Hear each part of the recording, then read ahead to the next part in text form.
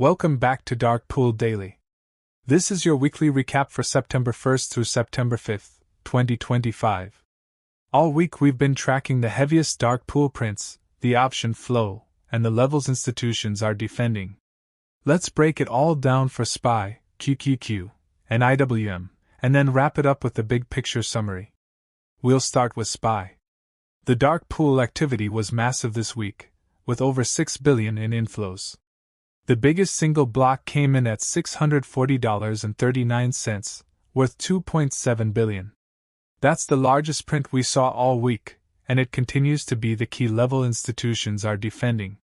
On the other side, we had about $1.2 billion in outflows clustered between 647 and 649. Options leaned slightly bearish, with puts around 230,000 versus 180,000 in calls. Overall, SPY's tape shows strong defense of 640, but hedging pressure at the highs, leaving us neutral to slightly bearish. Next up is QQQ. Inflows totaled about $1.4 billion for the week, led by a huge block at 575.44, worth over $500 million. We also saw support forming at 565 and 577. Outflows came in lighter, roughly $400 million near the mid-560s. Option flow once again leaned bearish, with 120,000 in puts versus only 80,000 in calls. Institutions are showing they want to defend the 575 zone, but they're also hedging risk. The bias here is neutral with a bearish lean. Finally, we've got IWM. Activity was smaller compared to SPY and QQQ, but still notable. Total inflows came in around $310 million, with the biggest prints at 237.77 for $90 million and 239.35 for $79 million.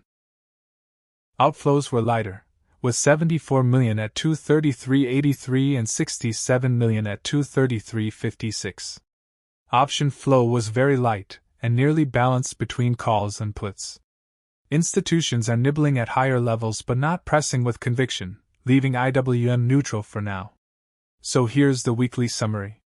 SPY saw heavy defense at 640, but hedging at the highs. QQQ printed big blocks at 575, showing support, but also saw cautious option flow. IWM's activity was lighter, with buyers stepping in around 238, but no clear conviction yet. Taken together, the dark pool and option flow show institutions defending key levels, but leaning cautious with hedging pressure. That leaves us neutral to slightly bearish heading into next week. If you found this recap helpful, make sure to like and subscribe so you don't miss the next update. And drop a comment with a ticker you want me to cover, and I'll give you the dark pool levels in a future video. And starting next week, I'll be adding a brand new feature to the channel. At the end of each daily recap, I'll spotlight the small and mid-cap stocks seeing the biggest unusual dark pool buying. These hidden gems don't usually make headlines, but they can tip us off to where the smart money is moving before the crowd catches on. So stick around for that new segment, you won't want to miss it.